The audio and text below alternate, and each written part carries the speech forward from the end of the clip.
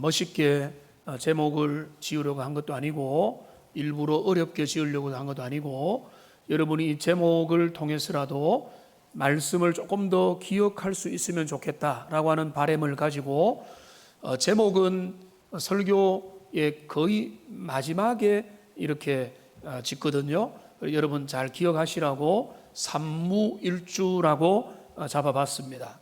세 가지 없는 세상에서 우리 주님이 유일하게 계신다, 이런 의미로 삼무일주 이렇게 되어 있습니다. 오늘 이 말씀을 통해서 우리가 삼무의 세상을 살아가고 있다는 것을 살펴보기 원합니다. 세 가지가 없습니다.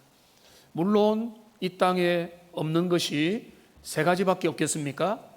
수백 가지, 수천 가지 결핍과 부족하고 없는 것들 투성이겠지만은 오늘 전도자는 우리 읽었던 4장에 보면은 이 세 가지가 없는 시대다.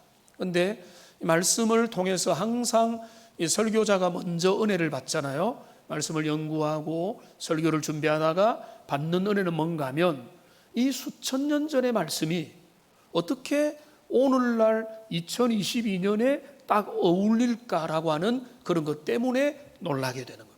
하나님의 말씀은 진리는 변하지 않으며 우리 시대와 너무 동떨어져 있는 것 같은데 그 시대의 그 말씀이 오늘 우리에게 정확하게 적용이 되는 것입니다.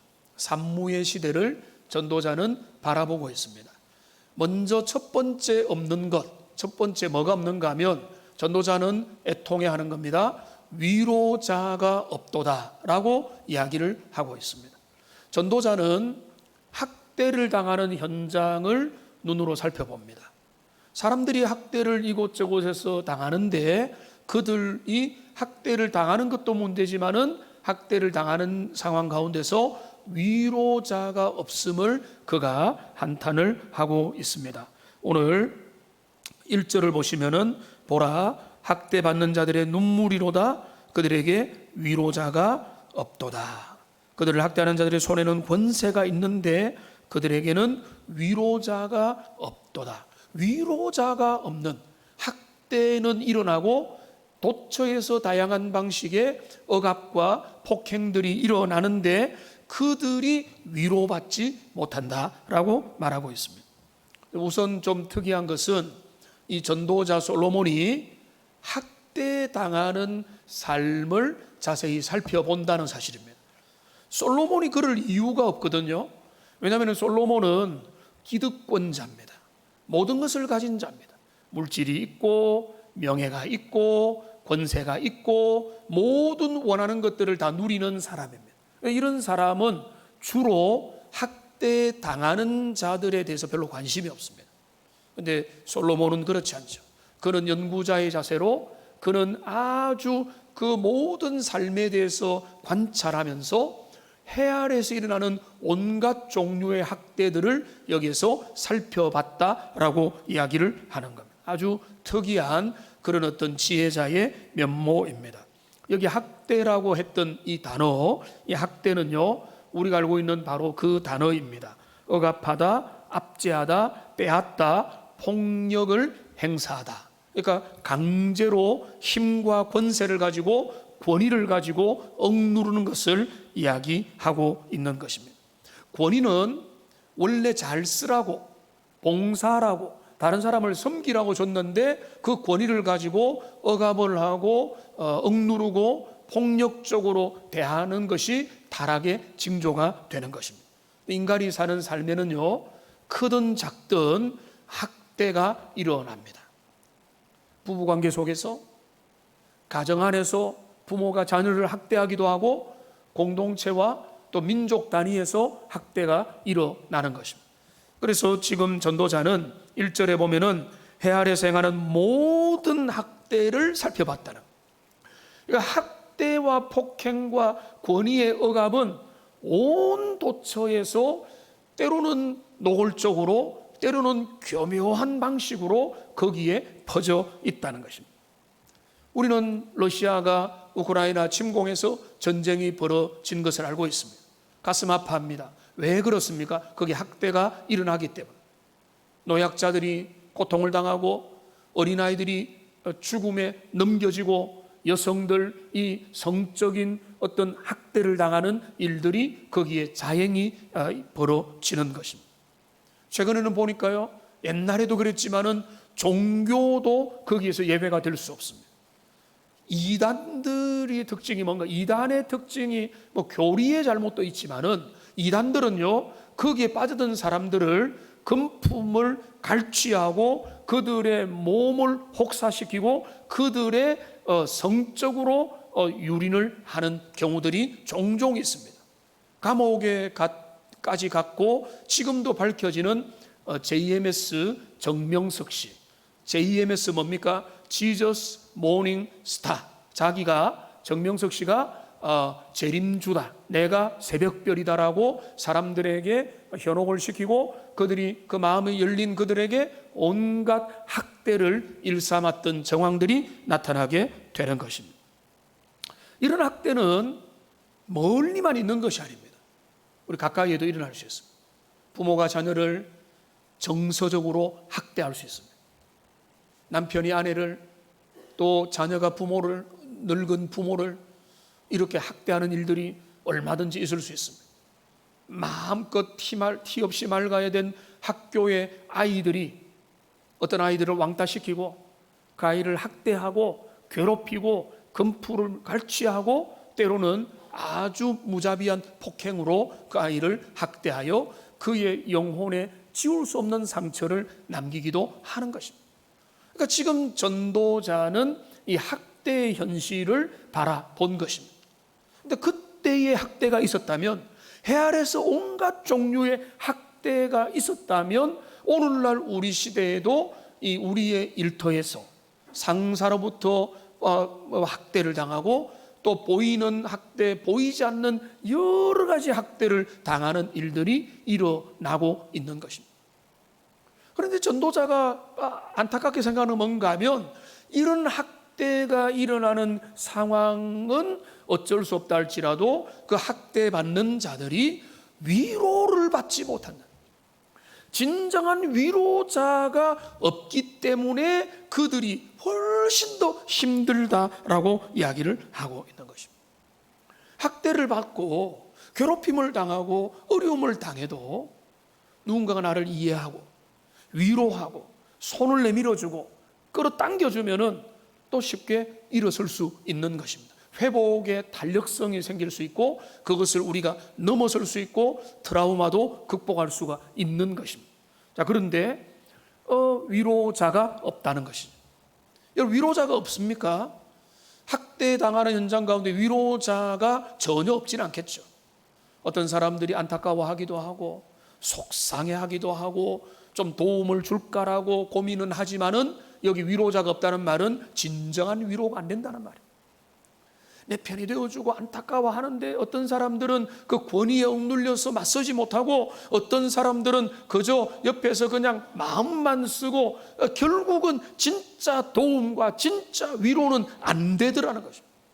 그러니까 지금 전도자는 이런 세상을 바라보는 것입니다. 세상 가운데 학대가 공공연하게 은밀하게 크고 작은 사회 가운데서 자행되고 일어나는데도 거기에서 사람들은 대세편성하고 모른 척하고 무관심하게 지나가 버리고 거기에 주목을 하지 않고, 그러니까 거기에 위로자를 구하지 못하는 그런 세상, 그런 참된 위로자가 없는 세상을 전도자는 바라보며, 그러니까 그 세상은 참 헛된 세상이다라고 말하는 것입니다.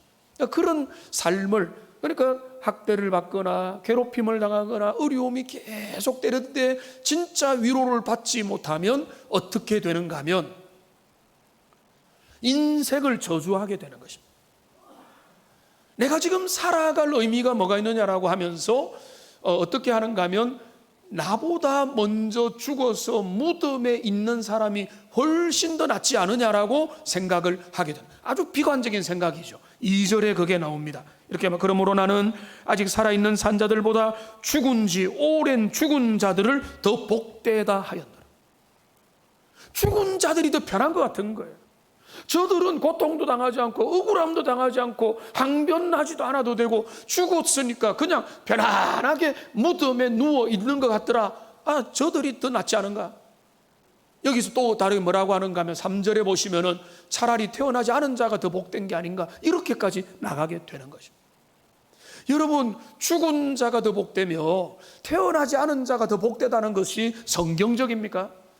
그렇지 않죠. 그러나 여기에서 학대의 현실이 너무 심하면 어떤 겁니까? 사는 게 지옥인 거예요. 살고 싶지 않은 것입니다. 차라리 먼저 죽은 사람이 낫고 차라리 죽자. 그래서 저는 자살자의 심정을 이해를 거의 못하지만은, 그러나 여기 이 땅이 지옥이면은 차라리 죽어버리자라고 하는 마음이 들지 않을까라는 정도의 추측을 해보는 것입니다.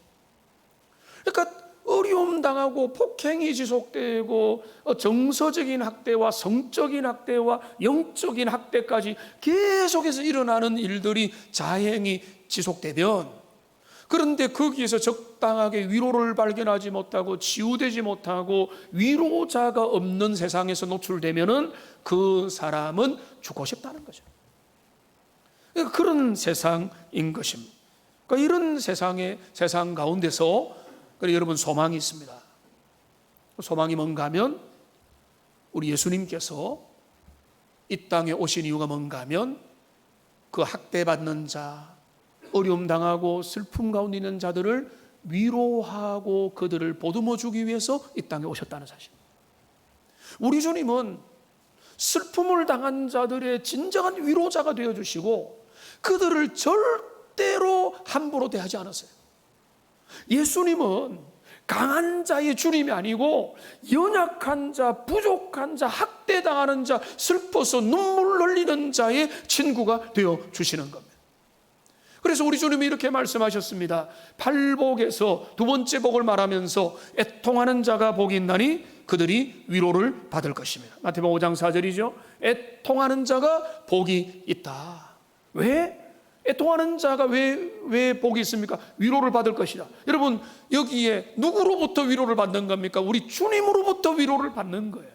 세상에서 아무리 슬퍼서 울부짖어도 눈물의 카타르시스를 잠시 느낄지는 몰라도 위로가 안 되죠. 왜냐하면 해결이 안 되니까. 그런데 예수님이 말씀하는 거예요. 내게로 와서 내 앞에서 통곡하고 내 앞에서 눈물을 흘리면은 내가 너희를 위로한다. 예수님이 그 애통하는 자의 위로자가 되어주시는 겁니다. 우리 주님 위로자십니다. 마태복음 12장 20절 말씀을 보십시오. 이렇게 주님이 말씀합니다. 같이 읽겠습니다. 상한 갈대를 꺾지 아니하며 꺼져가는 심지를 끄지 아니하기를 심판하여 이길 때까지 하리니. 우리 주님 어떤 분인가 하면 상한 갈대 꺾지 않으세요. 꺼져가는 심지, 그 마음이 꺼져 가려고 하고 정말로 이 땅에서 더 이상의 세상 가운데 소망마저도 찾지 못하는 인생이 있다 할지라도 그들에게 주님은 그들을 귀하게 여기십니다. 한나의 기도를 들으시고 절망 가운데 무기력하게 이 땅의 세상 가운데는 비참하게 살았던 나사로의 그 영혼을 주님이 붙들어 주신 것입니다. 그런데 이런 주님이, 이런 위로자가 없는 시대에 우리 주님은 위로자가 되시는 거예요. 근데 우리 주님은 어떤 위로자인가 하면은 한번 따라합시다. 예수님은 자격 있는 위로자입니다. 자, 우리 예수님은요, 자격이 있으신 위로자예요. 여러분, 매일 성경을 새벽에 또 여러분 개인 묵상을 하면서 보고 계시는데 히브리서가 계속해서 말하는 건 뭔가 하면 우리에게 합당한 대제사장이 계시다는 거예요. 합당한 대제사장은 뭔가 하면 자격 있는 거랍니다. 그분은 우리에게 충분히 우리를 하나님께로 이끌어갈 수 있는 자격이 있는데, 히브리서 4장 15절 16절 말씀을 보세요. 여기 보면은 15절에 보면은 15절에서 한 가지를 기억하고 16절에서 또 한 가지를 기억하면 좋겠습니다. 15절에는 뭔가 하면 우리에게 있는 대제사장은 어떤 자격이 있는가 하면 그분이 하나님께 자격이 있다, 이거를 논외로 하고, 지금 어떤 자격이 있는가 하면 우리의 연약함을 동정하실 수 있는 분이라는 거예요. 어떤 자격이냐? 우리의 속상함과 여러분의 억울함과 이 세상에 풀지 못한 소위 말하는 세상의 한마저도 우리 주님은 다 이해하신다는 거예요. 여러분, 어떻게 이해가 가능했죠? 저 하나님이 초월하신 하나님이 인생이 아닌 분이 어떻게 우리를 이해하실 수가 있는 겁니까? 이해를 못하는 거죠. 그러니까 예수님이 어떻게 하죠? 사람이 되어 이 땅에 오신 거죠.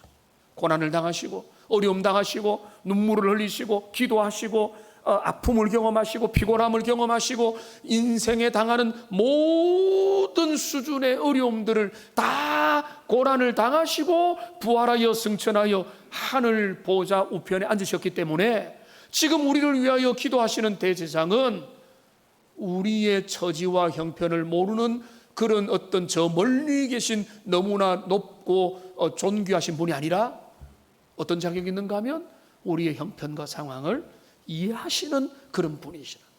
그리고 여기 16절 보십시오. 그러니까 뭡니까? 여기 16절에 보면은 그러므로 우리는 때를 따라 돕는 은혜를 얻기 위하여 그분의 보좌 앞으로 나가잖아요. 왜 그분의 보좌 앞으로 나갑니까? 거기 누가 계십니까? 자격 있는 대상이 예수님이 계시고 그분은 우리의 모든 속에 있는 남들은 모들은 감추어졌던 여러 가지 속상함과 세상 가운데 있는 오늘 전도자가 말하는 세상에서 위로받을 수 없는 때마저도 그 폭행과 그 정서의 트라우마마저도 주님께서 고쳐주시고 만나 주실 수 있는 것이다. 여러분 그렇습니다. 오늘날도 똑같지 않습니까? 우리 시대에 정말로 위로자가 없습니다. 위안을 주는 것들이 조금은 있지만은 그런 어떤 위로자가 없는 세상 가운데 주님은 내가 너희의 참된 위로자가 되기 위해서 이 땅에 왔고 너희에게 자격을 갖추고 너희를 위해서 기다리고 있다. 너희는 내게 나와서 마음을 열고 기도하며 너희의 모든 속에 있는 것들을 아뢰기만 하면 된다고 주님이 말씀하고 있는 것입니다. 위로자가 없는 시대에 우리 주님이 진정한 위로자가 되어주시는 두 번째 무, 제2무 두 번째 무는 뭔가 하면 이 세상 가운데 평안이 없습니다. 절망적인 세상 가운데 많은 사람들이 평안을 누리지 못하고 있습니다. 여러분 마음에 아무도 빼앗아갈 수 없는 평안이 여러분 마음의 중심에 있습니까? 세상이 여러 가지 바뀌고 환경이 바뀌고 좀 어려운 일이 생겨도 그 힘든 일 때문에 가슴은 아프지만 마음에는 흔들리지 않는 평안이 있어야 그게 주님의 사람의 자격이에요.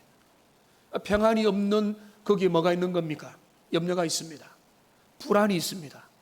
스트레스가 있습니다.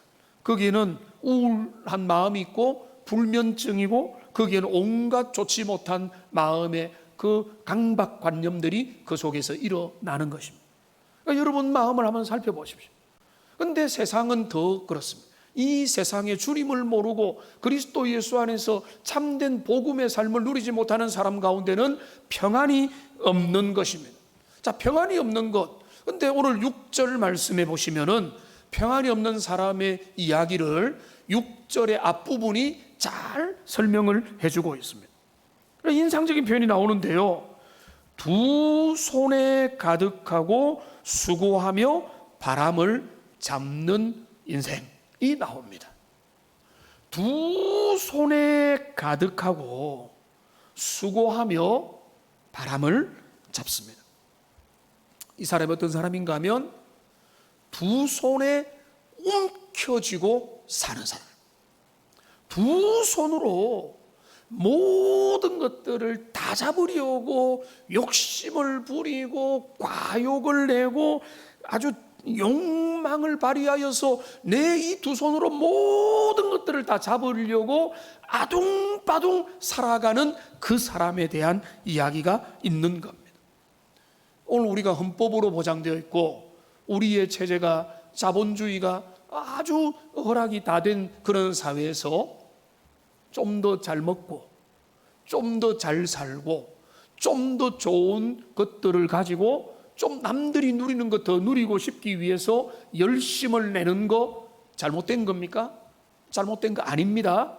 그런데 여기 이 사람이 뭡니까? 그 두 손에 꽉 움켜쥐려고 하다가 제일 중요한 내적인 평안이 사라져버린 거예요. 오늘날 많은 사람들이 현대인의 제일 심각한 문제는 뭔가 하면 그 세상에 뭔가를 잡으려고 애를 쓰다 보니까 내면의 진짜 평안은 잃어버린 그런 상태인 것입니다. 그 사람의 상태를 오늘 4절이 그려주고 있습니다. 여기 4절에 보면 이렇게 나와 있죠. 내가 또 보았다. 사람의 모든 수고와 모든 재주로 말미암아 이웃에게 시기를 받으니 이것도 헛되어 바람을 잡는 것이로다. 뭡니까? 이 한 사람이 열심히 수고하고 자기의 재주를 총동원해서 살았더니 결과가 뭔가 하면 시기 질투가 나오더라는 겁니다. 근데 여기에서 해석하기 좀 까다로운 내용이 있기는 합니다. 자, 이 본문의 말씀을 보면은 열심히 살았더니 시기 질투가 일어나더라 라고 하는 게 좀 이해가 안 되니까 우리가 개역 개정 성경인데 개역 한글 성경에는 여기 재주라고 하는 이 단어를 교묘한 일이라고 번역을 했습니다. 자, 수고와 교묘한 일로 인하여 시기 질투 받았다면은 좀 더 이해가 되기 때문에 그런 겁니다. 근데 여기 재주라고 하는 거는 다른 어떤 영어 성경에는 경쟁하는 어떤 일, 경쟁심 이렇게 영어 성경에서 번역도 했는데요. 그러니까 여기 오늘 4절은 두 가지 해석이 둘 다 가능합니다. 자, 열심히 살고 전문적인 재능을 가지고 살았지만은 시기 질투를 당했다라고 볼 수도 있고, 열심히 살려고 하다 보니까 탐욕과 내 욕심만 부리고 아주 교묘하게 남들 등을 치다 보니까 다른 사람이 가만히 안 두더라도 가능은 한데, 근데 그거는 큰 의미가 없어요. 이 사람이 나쁜 사람이기 때문에, 잘못 살았기 때문에 시기 질투를 당한다라고 보면 우리의 마음이 편하겠지만은 세상은 그렇게 만만한 거잖아요. 내가 열심히 살고 최선을 다해도 누군가가 나를 괴롭히는 거예요. 직장의 동료가 괴롭히고 상사가 괴롭히고 다른 사람이 견제가 들어오고 댓글이 들어와서 내 행복을 아주 아싸 갈 수도 있기 때문에 이 4절에 이 사람이 수고하고 재주를 부렸다는 것이 긍정적으로 보거나 부정적으로 보거나 상관이 없이 열심히 살았는데, 열심히 살한 결과가 뭔가 하면 시기당하고 질투당하면서 삶의 만족이 별로 없다, 삶의 질이 낮아져 버렸다, 일만 하게 되는 이런 사람, 이렇게 돼버린 거예요. 그러니까 이렇게 스트레스 받으면서 평안은 잃어버리고 성공병에 사로잡혀서 일 하다가 일본 사람들이 완전히 일벌레, 일개미라고 하는 이야기를 듣다가 그들의 개인의 행복도가 너무 낮아졌다고 하는 비판을 우리 사회가 요즘에 받고 있는 것처럼, 이 지금 전도자가 말하는 이 사람의 불행의 원인 중에 하나 뭔가 하면 일밖에 모르는 거예요. 그러니까 이 사람에 대한 그러면은 대안이 뭡니까? 그렇게 열심히 내가 남들보다 좀 더 앞서고 열심히 부지런하게 살자, 이게 우리나라의 덕목으로 알았던 사람들에게 그러면은 그렇지 않으면은 뭐가 진짜 복된 삶이냐라고 말할 때 지금 이거는 정답이 아니죠. 5절은 정답이 될 수가 없는 거예요. 여러분 5절을 같이 한번 읽어보겠습니다. 우매자는 팔짱을 끼고 있으면서 자기의 몸만 축내는도다. 공동번역은 이렇게 번역을 하고 있습니다. 그렇다고 팔짱을 끼고 놀다가 말라 죽는 것도 어리석은 일이다. 여러분, 열심히 앞만 보고 달려가고 남들 신경 쓰지 않고 일만 하고 수고하고 애를 써가지고 달려가는 삶이 인생의 진정한 목적이 아니라면, 그러면 우매자 어리석은 자처럼 아무 일도 하지 말고 그냥 내가 두 손 팔짱을 끼고 내가 그냥 이 땅에 남 등쳐 먹으면서 부모 신세 지고 누구 나를 도와주는 사람이 있으면 신세를 지면 그냥 그 인생도 괜찮은 거 아니냐라고 한다면 그거는 착각이라는 거죠. 성경은 그거를 거부합니다. 게으른 삶, 나태한 삶, 자기 삶을 책임지지 않는 삶에 대하여 한 번도 성경은 그거를 긍정한 적이 없기 때문에 그런 것입니다. 자, 그러면 이 평안이 없는, 열심히 살았으나 스트레스와 그 완전히 강박증과 평안을 잃어버린 삶에 대한 대안은 뭐냐? 그 대안은 바로 6절에 나와 있는 거예요. 6절을 우리 다시 한번 더 읽어보겠습니다. 두 손에 가득하고 수고하며 바람을 잡는 것보다 한 손에만 가득하고 평온함이 더 나으리라. 저는 이거를 이렇게 한번 지어봤습니다. 한 손 가득 평안이다. 두 손을 다 잡으려고 하면은 평안을 놓쳐버린다. 한 손을 붙잡고 한 손에 가득하고 이거로 만족하면은, 자족하면은 거기에는 평안을 잃어버리지 않는 겁니다. 자, 다 놓아버리는 말이 아니에요. 일도 하지 말고 세상을 도피하고 나는 저기 떠날래, 절로 떠날래, 저 멀리 사막으로 갈래, 고행으로 갈래, 세상과 등질래, 자연인이 될래, 이게 비법이 될 수도 있는 게 아니고, 이 정말로 치열한 경쟁의 시대를 살아가는 사람들, 뭐 열심히 경쟁에 뒤지지 말라고 하는 학부모의 마음에는 마음에 들지 않겠지만은, 이 성경에 대한 뭔가 하면 한 손 가독으로 만족하라는 거예요. 두 손에 움켜쥐려고 하는 순간 여러분의 인생은 잘못 가는 겁니다. 우리 인생은 너무나 소중한 것들을 다 잃어버리는 거예요. 평안을 잃어버리는 거예요. 스트레스와 염려와 강박관념과 비교의식과 승부의식과 내가 저 사람보다는 앞서야 되겠다는 그런 의식들이 내 마음을 사로잡으면서 내 인생, 진짜 행복은 점점 도망을 가게 되는 것입니다. 여러분, 그렇기 때문에 주님의 이름으로 부탁합니다. 두 손 움켜쥐려고 하지 말고 한 손 가득한 것으로 자족하며 이 땅을 살아가는 하나님의 사람들 되시기를 주님의 이름으로 축원합니다. 여러분, 이것이 성경의 일관적인 메시지가 되는 겁니다. 디모데전서 6장 6절 말씀 보실까요? 이 말씀 같이 한번 읽어보겠습니다. 그러나 자족하는 마음이 있으면 경건은 큰 이익이 되느니라.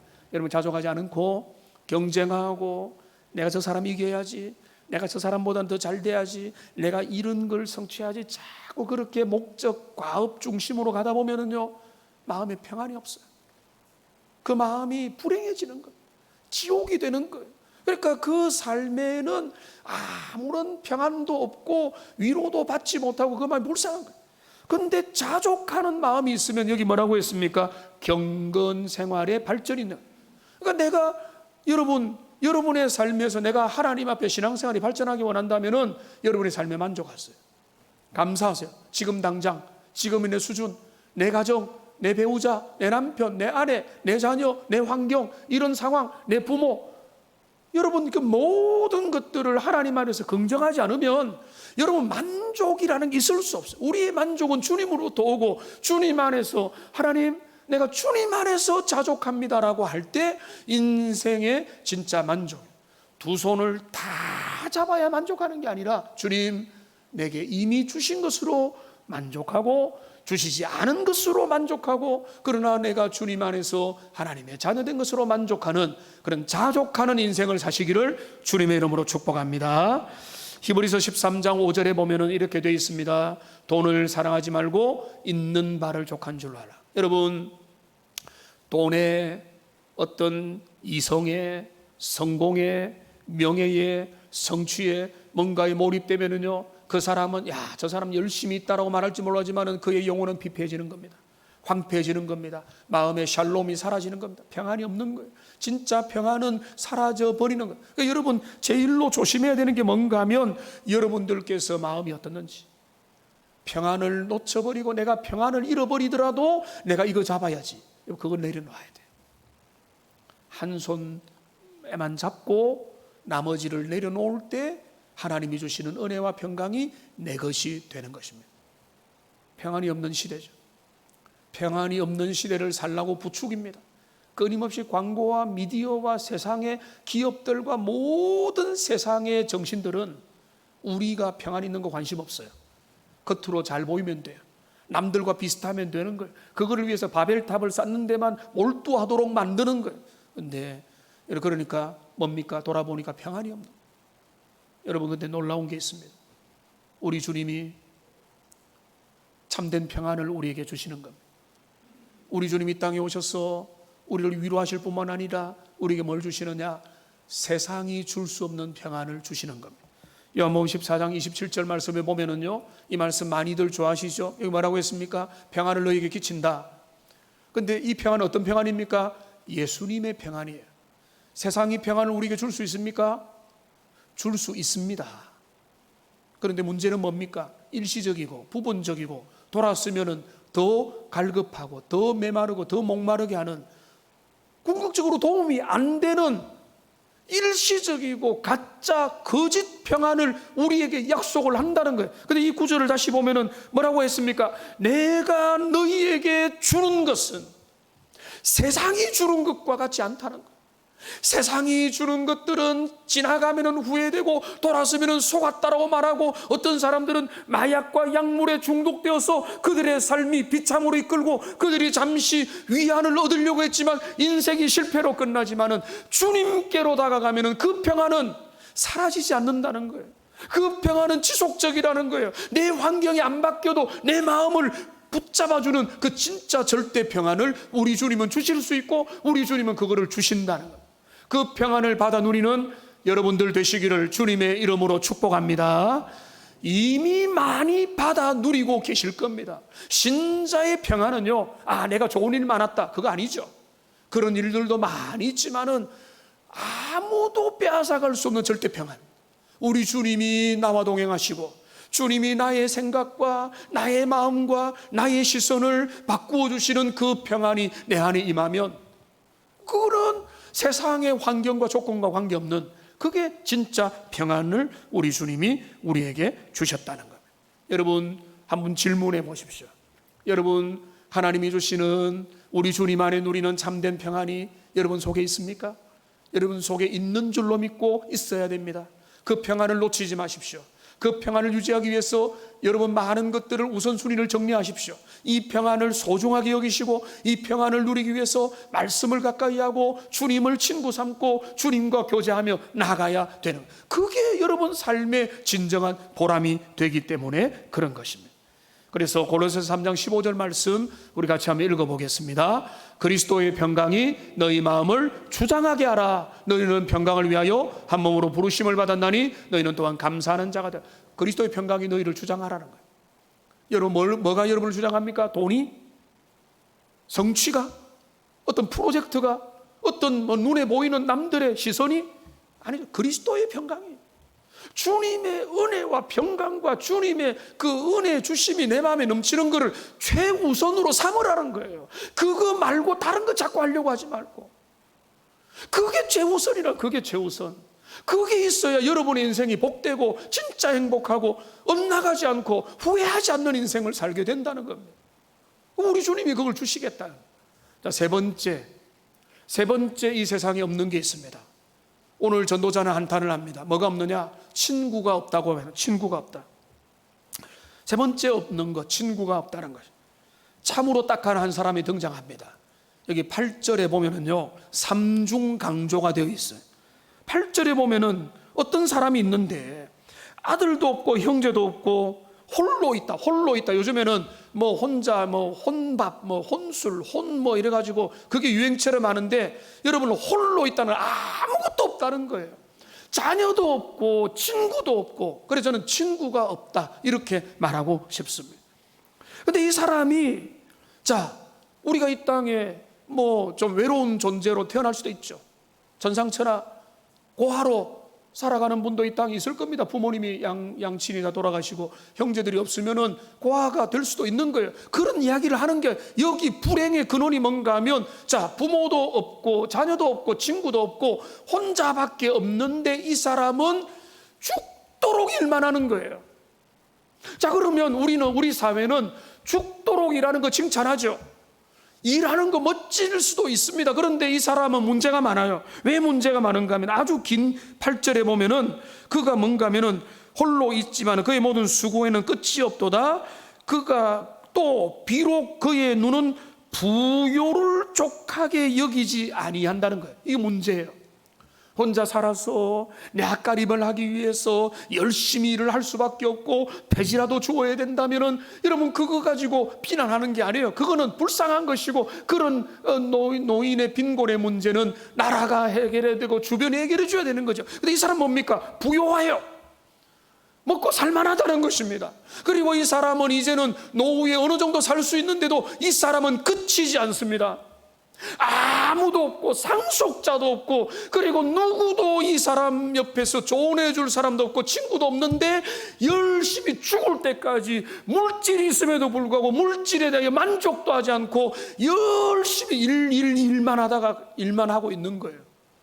문득 이 사람이 스스로 신세 한탄을 합니다.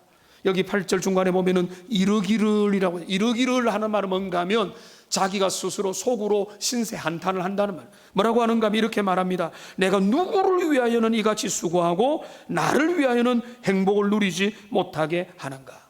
자, 이 말을 쉽게 말하면 이겁니다. 내가 왜 사는지 모르겠다. 남들 좋은 일 다 시키네.